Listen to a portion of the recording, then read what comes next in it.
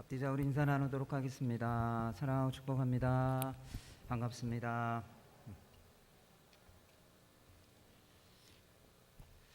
오늘 본문 말씀은 사도행전에서 사도 베드로가 두 번째로 설교한 설교의 내용입니다.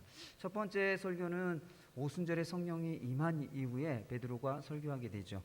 두 번째 설교는 나면서부터 못 걷게 된 자를 치유한 사건 이후에 베드로가 설교를 하게 됩니다.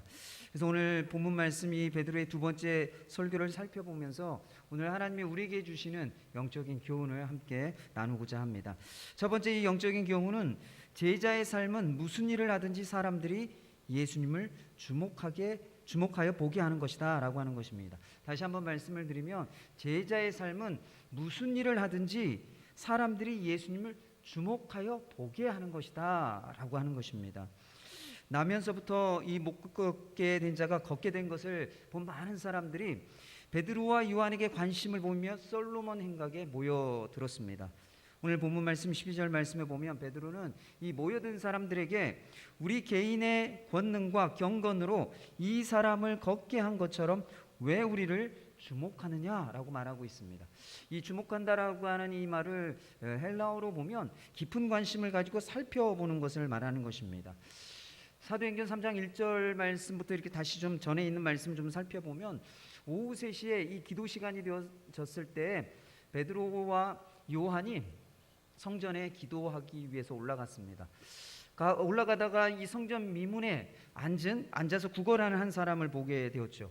그 사람은 태어나면서 40년 동안 단 한 번도 걷지 못했던 심각한 장애를 가진 사람이었습니다.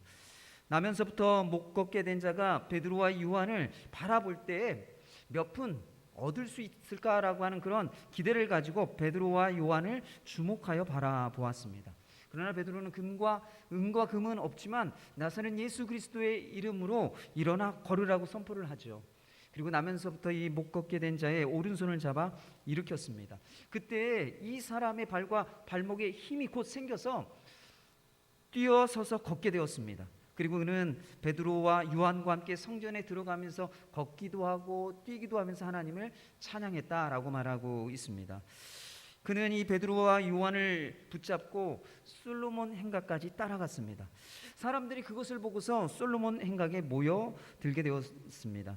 사람들이 베드로와 요한이 개인의 그 권능과 경건으로 자신들을 위해서 또 다른 기적을 베풀어 주지는 않을까라고 하는 목적으로 이 베드로와 요한을 주목해서 바라보았습니다. 그때 베드로가 이 솔로몬 행각에 모여든 사람들에게 자신의 권능과 경건을 드러내고 자랑하는 것이 아니라 이때에 예수님에 대해서 설교하기 시작했다라고 하는 것입니다. 그것은 베드로가 또 다른 기적을 보고자, 또 다른 기적, 자기에게 어떤 유익을 주는 또 다른 기적을 보고자 베드로와 요한을 주목하여 바라보고 있던 그 사람들의 시선을 누구에게로 향하게 한 것입니까? 바로 예수님께로. 예수님을 주목하여 바라볼 수 있도록 베드로가 설교를 시작했다라고 하는 것입니다. 13절에서 16절까지의 말씀을 보면 베드로가 유대인들에게 예수님에 대한 설교를 시작하면서 예수님에 대해서 두 가지를 언급합니다. 첫 번째는 13절 말씀에 보면 베드로가 예수님에 대해서 전하는 것은 어떤 새로운 특별한 종교와 어떤 교리를 전하는 것이 아니라 구약 성경에 언급되어져 있는 이 조상들이 믿던 그 하나님이 영화롭게 하신 예수님에 대해서 내가 지금부터 전하고자 한다라고 하는 것을 유대인들에게 베드로가 말하고 있다는 것입니다. 또 두 번째로 13절에서 15절까지 말씀을 보면 이 베드로가 유대인들에게 얼마 전에 있었던 예루살렘에서 일어났던 사건, 바로 예수님의 십자가 사건에 대해서 언급을 하고 있습니다. 유대인들이 이 예수님을 죽인 그 사건에 대해서 십자가에 못 박아 죽인 그 사건에 대해서 언급을 하면서 하나님이 예수님을 죽은 자 가운데서 살리셨다라고 말씀하고 있죠. 그리고 그 일의 증인이다라고 자신을 이 유대인들에게 소개하고 있습니다. 16절 말씀을 보면 베드로가 이렇게 예수님에 대해서 간략하게 소개한 이후에 죽은 자 가운데서 부활하신 예수님에 대한 믿음을 가졌을 때 예수님이 이 나면서부터 못 걷게 된 자를 고치셨다라고 말씀하고 있습니다. 이 베드로와 요한은 나면서부터 못 걷게 된 자를 낫게 한 이 기적 사건을 통해서 자신의 권능과 경건을 자랑하고 자신이 영광을 받은 것이 아니라 사람들에게 예수님을 드러내고 예수님을 증거하고 사람들이 예수님을 주목하여 바라볼 수 있게 했다라고 하는 것입니다. 이것이 베드로가 성령을 받은 이후에 변화된 모습이라는 것이에요. 성령을 받기 전에 베드로의 모습이 어땠을까요? 이 복음서를 보면 베드로의 별명을 붙인다고 한다면 이렇게 붙일 수가 있습니다. 나서기 아니면 나대기. 베드로가 예수님을 따라다니며 3년 반 동안 어떤 모습이었는지를 아주 한마디에 말로 이 별명을 붙인다면 나대기 아니면 나서기라고 하는 별명을 붙일 수 있다는 것입니다. 왜 이런 별명을 붙일 수 있는가 하면 12명의 제자들 가운데서 이 베드로는 항상 인정받기 위해서 자기 자신을 드러내고 사람들에게 주목받기를 원했던 모습을 볼 수 있기 때문에 그렇습니다. 마태복음 16장에 보면 예수님이 제자들에게 너희는 나를 누구라고 하느냐라고 물었습니다. 그때 베드로가 나서기 시작하죠. 나서서 이렇게 예수님께 대답을 합니다. 주는 그리스도시요 살아계신 하나님의 아들이십니다. 베드로가 이렇게 대답을 한 것은 자기 신앙이 얼마나 좋은지를 드러내서 인정받고 싶었기 때문이었습니다. 또 마태복음 17장에 보면 예수님이 베드로와 야고보와 요한을 데리고 산으로 기도하러 가셨습니다. 그곳에서 예수님의 모습이 변형이 되셨어요. 얼굴에 해같이 빛나고 옷이 빛이 나서 희어지는 그런 변형된 모습으로 예수님께서 모세와 엘리야와 함께 대화를 나누셨습니다. 그 장면을 본 제자들 가운데 또 누가 나서요? 베드로가 또 나섰습니다. 베드로가 예수님께 나서서 이렇게 얘기를 합니다. 우리가 여기가 좋사오니 만일 주께서 원하신다면 여기 초막 셋을 짓겠습니다. 하나는 주님을 위해서, 하나는 모세를 위해서, 하나는 엘리야를 위해서 짓겠습니다 라고 이렇게 제안을 합니다. 베드로가 이런 이야기를 하는 이유가 무엇일까요? 베드로가 얼마나 예수님을 헌신적으로 섬기고 있는지를 드러내서 인정받고자 하기 때문에 이런 말을 하는 것이죠. 또 마태복음 18장을 보면 예수님이 제자들에게 형제들이 죄를 범하거든 회개하도록 권면해라 라고 말씀하셨습니다. 이때 또 누가 나서요? 베드로가 또 나서서 또 예수님께 이런 이야기를 합니다. 형제가 죄를 범하면 몇 번이나 용서해 주어야 합니까? 7번까지 용서해 주면 되겠습니까? 라고 예수님께 물었어요. 이때 당시에 이 랍비들이 이 용서에 대해서 어떻게 가르쳤는가 하면 적어도 3번까지 용서를 해주면 너그러운 것이다. 3번까지는 용서해 주라 라고 이렇게 랍비들이 가르치던 그런 당시입니다. 그런데 베드로는 몇 번이요? 7번 용서에 대해서 말하고 있죠. 그렇게 말하는 이유는요, 얼마나 자기가 너그러운지, 얼마나 너그러운 사람인지를 사람들에게 드러내고 인정받고 싶은 마음 때문에 그런 말을 하고 있다라고 하는 것입니다. 베드로가 이 예수님을 3년 반 동안 따라다니는 동안 정말 열심히 했기 때문에 12명의 제자 중에 수제자가 되는 그런 은혜를 입었죠. 그러나 이러한 베드로의 열심은 어떤 열심입니까? 자기를 드러내어 인정받고자 하는 그런 열심이었습니다. 그런 베드로가 오순절에 성령을 받았을 때 어떻게 변화되어졌다고요?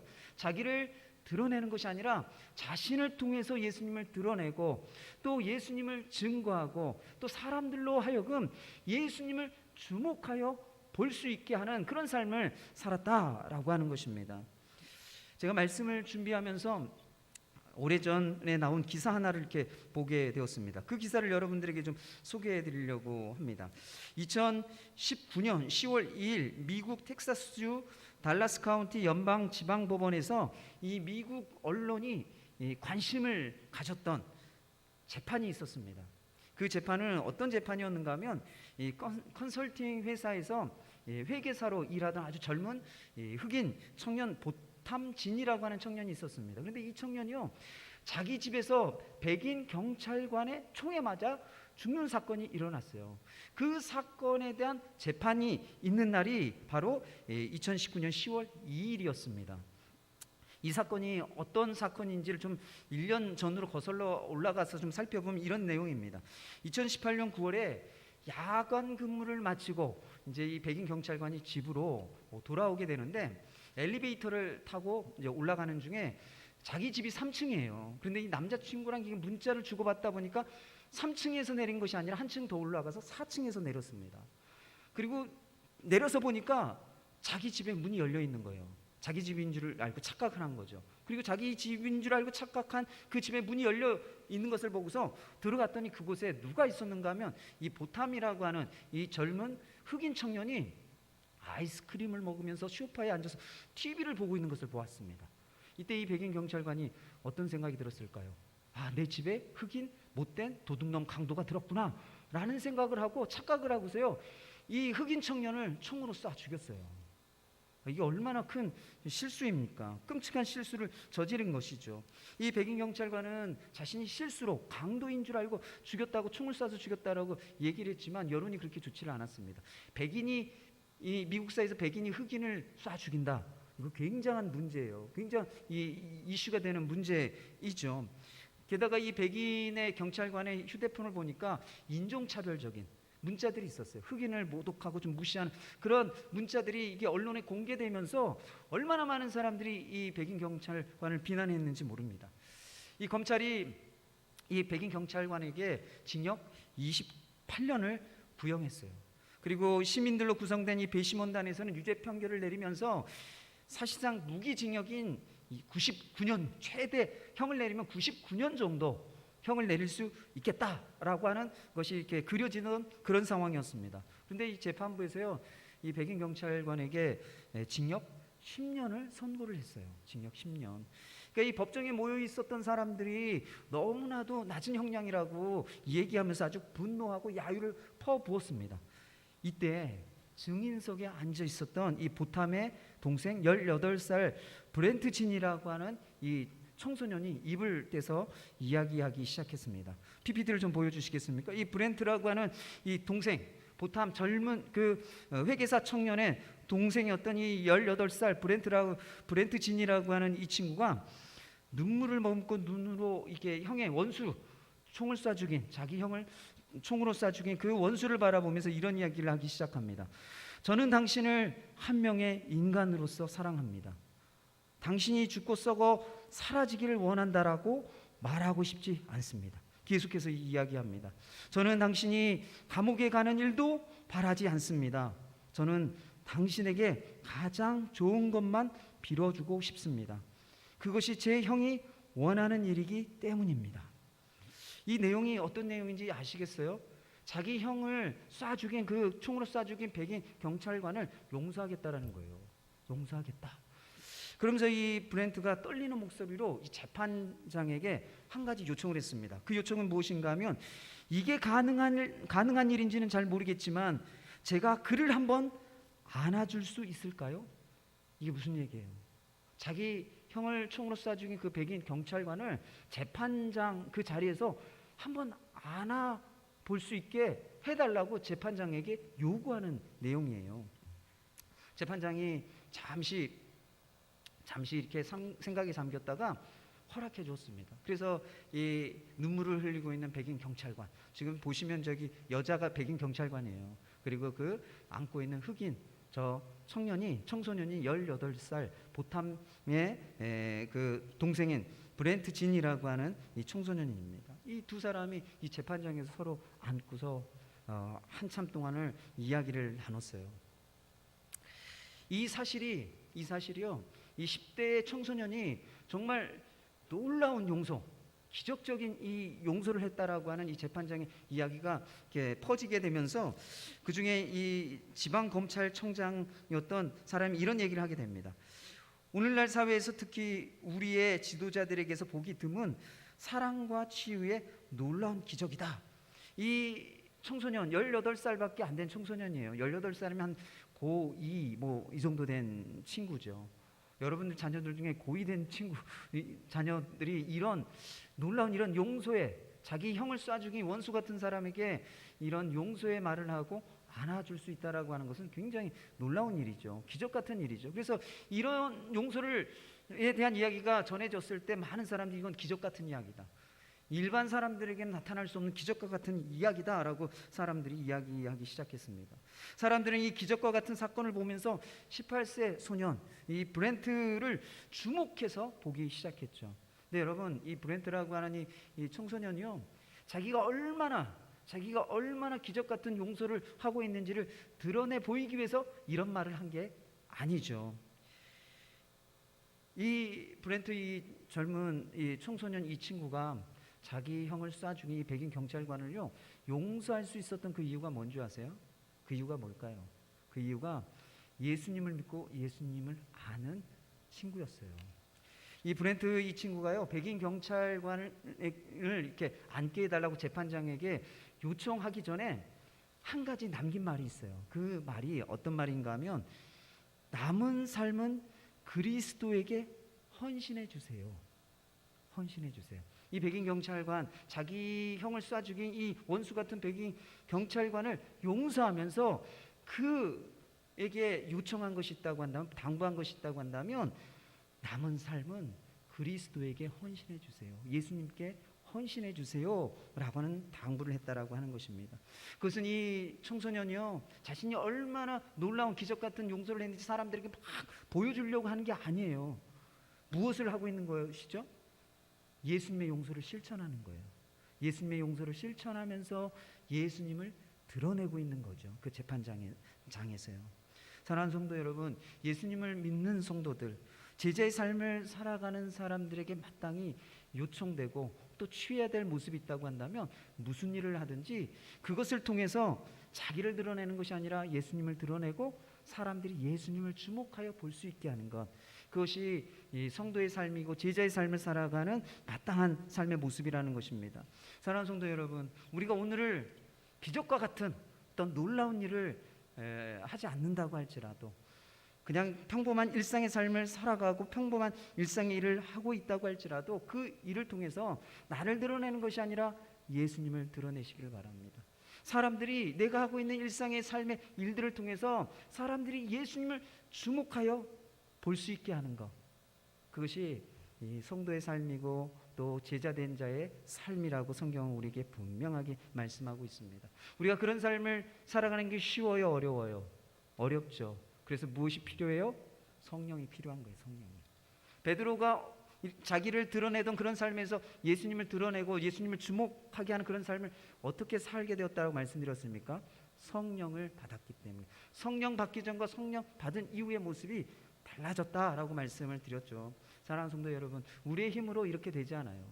예수님을 드러내고 예수님을 사람들이 주목하여 보게 하는 삶, 그것은 성령을 받을 때에만, 성령 충만한 삶을 살아갈 때에만, 성령의 인도하심 가운데 살아갈 때에만 가능한 삶이라고 하는 것입니다. 사랑하는 성도 여러분, 여러분들이 성령 충만한 삶을, 또 성령의 그 역사와 능력을 구할 때 내 삶을 통해서 사람들이 예수님을 보게 해주세요. 예수님을 주목하여 보게 하는 그런 통로, 도구가 되는 삶을 살아가게 해달라고 하나님 앞에 간절히 요청할 수 있는 우리 믿음의 성도님들 되시기를 축원합니다. 오늘 말씀을 통해서 두 번째로 또 살펴보고자 하는 교훈은요, 예수님을 믿도록 보여주는 기적을 구해야 된다는 것입니다. 다시 한번 말씀을 드리면 예수님을 믿도록 하는 기적, 예수님을 믿도록 하는 기적을 우리의 삶 가운데서 기도하고 구해야 한다는 것이에요. 17절에 18절 말씀에 보면 베드로는 하나님이 모든 선지자의 입을 통해서 예수 그리스도가 우리의 죄를 담당하시고 십자가에서 죽으실 것이다 라고 하는 것을 미리 알려주었다라고 말하고 있습니다. 그리고 그렇게 미리 알려주신 대로 하나님이 이루셨다라고 말씀하고 있죠. 그런데 유대인들이 그것을 어떻게 했다고요? 17절 18절 말씀에 보면 그것을 선지자들을 통해서 미리 말씀해 주셨음에도 불구하고 이 유대인들은요 예수님을 거부하고 예수님을 죽였다라고 말하고 있죠. 그리고 예수님을 그렇게 거부하고 죽인 그 이유가 무엇입니까? 그것은 예수님에 대해서 알지 못했기 때문이다라고 말하고 있습니다. 영적으로 무지했기 때문이라고 말하고 있어요. 22절에서 26절까지의 말씀을 보면 베드로는 하나님의 모든 선지자의 입을 통하여 그리스도에 대해서 예언한 말씀에 대해서 구체적으로 언급하고 있습니다. 베드로는 먼저 예수님이 모세와 같은 선지자가 되시는 분이시다. 또 사무엘 이후에 모든 선지자들이 다 예수님에 대해서 예언하고 있다, 가리키고 있다라고 말합니다. 또 그뿐만이 아니라 예수님이 아브라함의 후손으로 오셔서 아브라함의 후손을 통해서 모든 사람들이 만민이 복을 받게 할 것이다라고 하는 그 약속을 예수님께서 성취하셨다. 아브라함의 후손으로 오신 예수님이 모든 사람들에게 구원의 복을 주심으로 말미암아 하나님이 아브라함에게 하신 그 약속을 성취하였다라고 오늘 본문 말씀에 설교하고 있습니다. 하나님이 모든 선지자의 입을 통해서 예수님이 고난받으실 것을 미리 알려주셨기 때문에 유대인들이 그것을 알지 못했다라고 하는 이 말은요, 지식적으로 알지 못했다라고 하는 말이 아닙니다. 그 말은 영적으로 깨닫지 못하여 영적으로 무지했다라고 하는 것을 말해주는 것이에요. 사랑하는 성도 여러분, 우리는 이런 생각을 하는 경우가 많아요. 성경적인 지식이 많잖아요. 그러면 영적으로 무지하지 않다. 성경을 많이 알고 있으면 영적으로 무지하지 않다라고 생각하는데, 우리가 성경을 자세히 살펴보면요, 똑똑하고 성경적인 지식이 많다고 할지라도 영적으로 무지한 사람들이 얼마나 많은지 몰라요. 여러분, 이 유대인들, 예수님 당시의 유대인들을 좀 생각해 보면요, 지금도 마찬가지이지만 어렸을 때 율법 교육을 진짜 많이 받습니다. 13세까지, 13세면 초등학교 기간까지예요. 이 초등학교 기간 동안요, 율법 교육을 받는데요, 율법 교육을 어떻게 받는가 하면 모세오경을 암송해야 됩니다. 13세까지요. 모세오경이 성경에 보면 어디죠? 창세기, 출애굽기, 레위기, 민수기, 신명기예요. 요걸요 13세까지 읽는 게 아니고 암송이에요. 암송. 여러분 성경 구절 몇 구절이나 암송하고 계세요? 저도 몇 구절 암송 못하거든요. 그런데 유대인들은요, 어릴 때 자랄 때 이렇게 13세까지 모세오경을 달달달달 암송하도록 교육을 받습니다. 얼마나 성경에 대한 지식, 성경 구절 많이 알고 있겠어요. 그런 유대인들이 예수님에 대해서 알지 못해요. 선지자들이 미리 예수님에 대해서 다 예언해 주시고 알려주셨는데도 불구하고 이 유대인들은 알지 못했다라고 말하고 있습니다. 예수님에 대해서 알지 못했다. 그 얘기는 무슨 얘기예요? 지식이 많다고 해서 깨닫게 되어지는 것이 아니라는 것입니다. 이 영적인 깨달음이 있을 때에만, 지식의 양과는 상관없이 영적인 깨달음이 있을 때에만 영적인 무지에서 벗어날 수 있다라고 하는 것을 말해주고 있는 것이죠. 이 유대인들은 많은 성경적인 지식을 가지고 있었고 해박한 지식을 가지고 있었지만 영적으로 깨닫지 못했기 때문에 영적으로 무지해서 예수님이 누구인지 알지 못했고 예수님을 믿지 못했다라는 것입니다. 그렇다면 왜 유대인들은 이 영적으로 깨닫지 못하고 영적으로 무지했을까요? 유대인들이 영적으로 무지했던 그 이유를요, 기적에 대한 이 유대인들의 태도를 살펴보면 알 수가 있습니다. 마태복음 12장을 보면요, 예수님이 안식일에 귀신 들려서 앞을 보지 못하고 말을 하지 못하는 사람을 고쳐 주셨습니다. 그것을 본 바리새인들이요, 예수님을 향하여 비난을 합니다. 어떻게 비난하는가 하면 귀신의 왕 바알세불에 힘입어서 이 귀신을 내어 쫓는 것이다 라고 예수님에 대해서 비난했어요.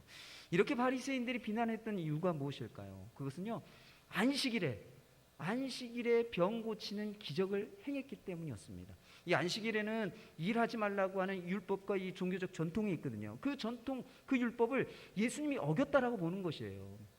그래서 예수님이 기적을 행하셨지만 자기들이 원하는 대로 예수님이 기적을 행하지 않으셨기 때문에 예수님 기적 행하는 것을 보았지만 예수님이 그리스도이고 메시아인 것을 깨닫지 못했고 믿지 못했다라는 것입니다. 영적으로 무지했다라는 것이에요.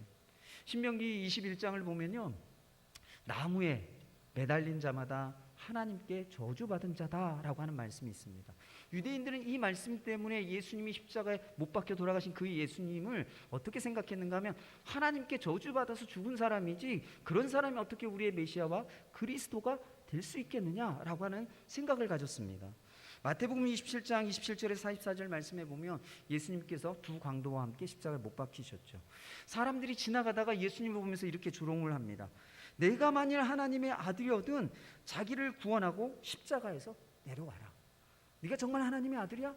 그렇다면 놀라운 기적을 행해서 십자가에서 좀 내려와봐. 우리가 원하는 그런 기적, 놀라운 능력, 그 기적을 보여주어서 우리가 좀 너를 믿을 수 있도록, 네가 진짜 메시아고 그리스도인 걸 알 수 있도록 좀 보여달라는 거예요.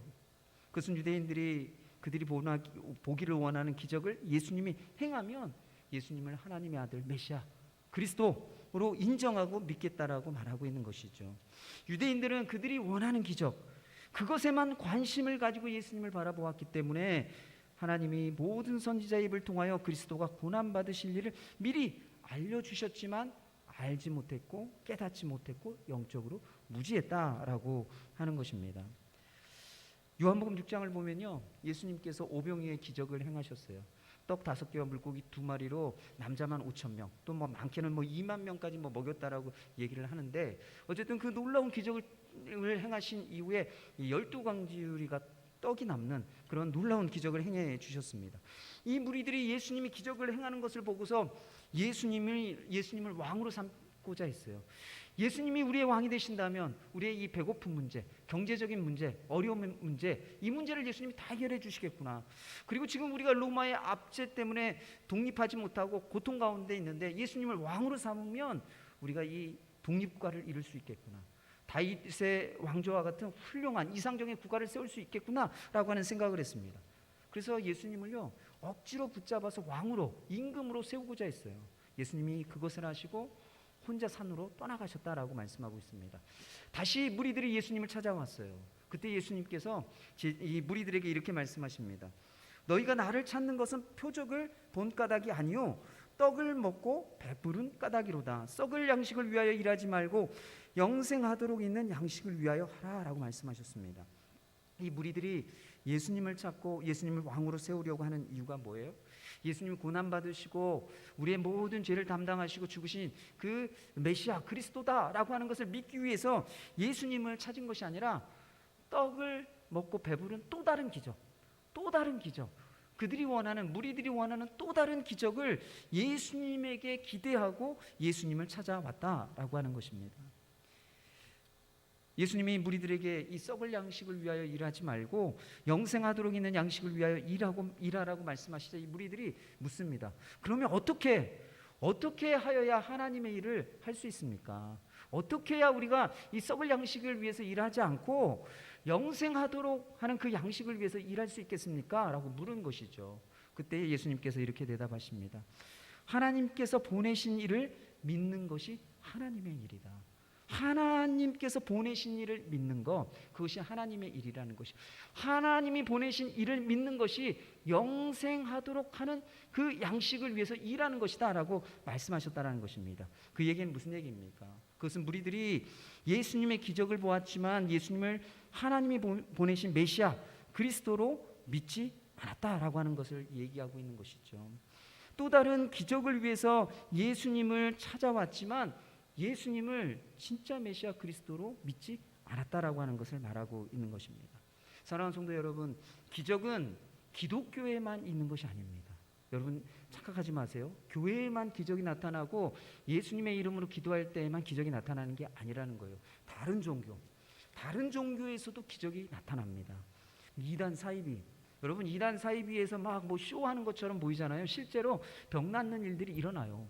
그걸 보고 사람들이 이단에 빠지는 경우가 참 많죠.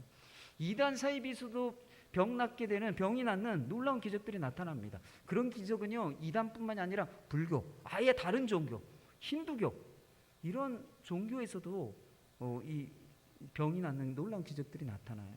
심지어 이 샤머니즘, 물 떠다 놓고 비는데도 때로는 놀라운 기적들이 나타나기도 합니다. 왜 그럴까요? 신명기 13장에 보면 다른 신을 섬길 때에도 이적과 기사가 나타난다라고 말하고 있어요. 또 데살로니가후서 2장 9절과 10절 말씀에 보면 이 사탄의 특징에 대해서 얘기하는데요. 사탄을 무엇이라고 말하고 있는가 하면 온갖 능력과 표적과 거짓 기적과 불의의 모든 속임을 행한다라고 말하고 있습니다. 사단도 기적을 행한다라는 거예요. 기적을. 여러분 그렇다면 성경에 나와 있는 기적, 예수님이 행하시는 기적과 이런 다른 종교, 사단이 행하는 기적, 이게 어떤 차이가 있을까요? 무슨 차이가 있을까요? 이 기독교의 기적과 다른 종교의 기적의 차이는요, 기적에 예수님이 있는가 없는가, 예수님을 믿게 하기 위한 기적인가 아닌가, 거기에 차이가 있다는 거예요. 우리가 예수님을 믿는다라고 하고 예수님께 기적을 구한다라고 말하지만 그 기적을 구하는 것 안에 정말 예수님을 믿고자 하는 그런 믿음으로 구하는 기적이 아니라고 한다면 그냥 다른 종교에서 경험하게 되는 기적과 별반 다르지 않다라는 것입니다. 여러분 다른 종교의 기적은요, 기적을 위해서 믿음을 갖습니다. 기적을 보여줄 수 있는 대상이라고 생각하면 어느 신이든 믿는 것이죠. 그래서 이 신이 기적을 내게 필요한, 내가 원하는 기적을 행해줄 것이라고 생각하면 이 신을 믿어요. 그리고 요 신이 내가 원하는 기적을 해줄 것이라고, 베풀어 줄 것이라고 생각하면 이 신을 믿는 거죠. 그래서 사람들이 여러 신을 믿게 되는 경우도 있는 것이죠. 이 기독교의 기적은요, 이와는 다르다라는 거예요. 기독교의 기적은 기적이 목적이 아니에요. 이 기적은 예수님을 믿기 위한 하나의 방법이고 도구이고 수단이라는 것입니다. 요한복음 20장 30절과 31절 말씀을 우리 아주 함께 읽어볼까요? 요한복음 20장 30절과 31절, 성경이 말하고 있는 기적, 예수님이 왜 기적을 행하시는가에 대해서 우리에게 명확하게 분명하게 말씀해주고 있는 말씀입니다. 함께 읽어보겠습니다. 시작. 예수께서 제자들 앞에서 이 책에 기록되지 아니한 다른 표적도 많이 행하셨으나 오직 이것을 기록함은 너희로 예수께서 하나님의 아들 그리스도이심을 믿게 하려 함이요 또 너희로 믿고 그 이름을 힘입어 생명을 얻게 하려 함이니라. 이 말씀을 보면요, 예수님께서 많은 기적을 행하셨다라는 거예요. 그리고 그 행하신 모든 기적을 기록하지는 못했지만 예수님이 행하신 그 기록을 기록한 그 이유가 무엇인가 하면 무엇이에요? 예수님이 하나님의 아들이심을 믿게 하고 그 이름을 힘입어 생명을 얻게 하기 위해서다라고 말하고 있습니다. 내가 원하는 기적을 베풀어 주시기 위해서 기적을 베푸시는 게 아니라는 거예요. 우리에게 믿음을 가질 수 있도록 예수님께서 기적을 베푸신다라고 말하고 있습니다. 여러분, 이 기적을 표적이라고 얘기합니다. 이 표적이라고 하는 말은 영어로 사인이라고 하는 표현이에요. 이 사인이라고 하는 것은 무엇을 가리키는 것이죠. 무엇인가를 가리키는 역할을 하는 것이 이 표적입니다. 그래서 이 성경의 기적, 예수님이 행하는 기적, 또 우리의 삶 가운데 나타나는 이런 기적들은 예수님을 계속 가르쳐주고 있다는 거예요. 예수님이 누구이신지, 예수님이 어떤 분이신지, 예수님을 믿을 수 있도록 계속 이 기적이 사인이 되어져서 계속 예수님을 가르쳐 주고 있다라고 말하고 있습니다. 그래서 기적은 누구를 주목하게 만들어요? 예수님을 주목하게 만든다라는 거예요. 그리고 예수님을 더욱더 믿게 만들고 예수님이 주시는 생명을 얻게 만드는 것이 기적이라는 것입니다. 사랑하는 성도 여러분, 예수님이 기적을 행하시는 이유는요, 나의 문제를 해결하기 위해서 기적을 행하시는 게 아니에요. 기억하세요. 예수님이 우리의 삶 가운데 기적을 행하시는 이유는 내 문제를 해결해 주기 위해서 내가 원하는 기적을 베풀어 주시는 것이 아니라는 거예요. 제가 앞에서도 말씀드렸지만 유대인들은요, 예수님의 수많은 기적을 봤지만 자기가 원하는 기적이 있었어요. 자기가 원하는 기적을 예수님이 안 베풀어 줘요. 그러니까 예수님을 안 믿었다고요. 많은 사람들이 교회 다니면서 기적을 경험해요. 그럼에도 불구하고 예수님을 못 믿어요. 예수님을 안 믿어요. 왜요? 내가 원하는 기적이 아니니까. 내 문제를 해결해 주는 기적이 아니니까. 근데 예수님께서 우리에게 기적을 베풀어 주시는 이유는 내가 원하는 기적, 내 문제를 해결해 주는 기적이 아니라 예수님을 믿게 하는 기적, 예수님을 바라보게 하는 기적, 예수님을 주목하게 하는 기적, 예수님이 주시고자 하는 그 생명을 얻게 하는 기적이라는 거예요. 근데 우리는 자꾸만 예수님 내 문제 좀 해결해 주세요. 내가 감당이 안 되니까 이 문제 좀 제발 해결해 주세요 라고 하는 그 마음 때문에 내가 원하는 기적만을 예수님께 계속 강요하고 있어요. 사랑하는 성도 여러분, 오늘날도 예수님 우리에게 기적을 행하십니다. 여러분의 삶 가운데 기적을 행하십니다. 그런데 그 기적을 몰라요. 왜요? 무지해서. 왜요? 내가 원하는 기적만 자꾸만 바라보니까. 내가 원하는 기적만 기적이라고 여기고 내가 바라지 않았던, 내가 원하지 않았던 기적들에 대해서는 기적이라고 생각하지 않기 때문에 예수님이 기적이 없는 것처럼, 예수님 기적을 안 행하시는 것처럼 보여진다는 거예요. 사랑하는 성도 여러분, 제가 언젠가 금요 예배 때 그런 얘기를 한 적이 있어요. 제가 하나님 앞에 좀 이렇게 우리 아픈 성도님들을 위해서 좀 기도하면 한 방에 병이 났으면 좋겠습니다. 하나님 앞에 간절히 기도했어요. 이 신유의 은사, 병 고치는 은사를 하나님 주시도록 기도했죠. 제가 10년 열방대학 있을 때 10년 동안 기도한 기도 제목 중에 한 가지가 이 병 고치는 은사거든요. 하나님 앞에 작년 재작년 그런 기도를 했어요. 하나님, 우리 성도들 아프고 참 고통스러운데 그 육체 질병을 좀 고칠 수 있도록 제가 기도하면 병 낫게 해주십시오. 한 방에 좀 해결되게 해주세요. 그렇게 기도했는데 예수님이 뭐라고 말씀하셨는가? 야, 네가 예수냐?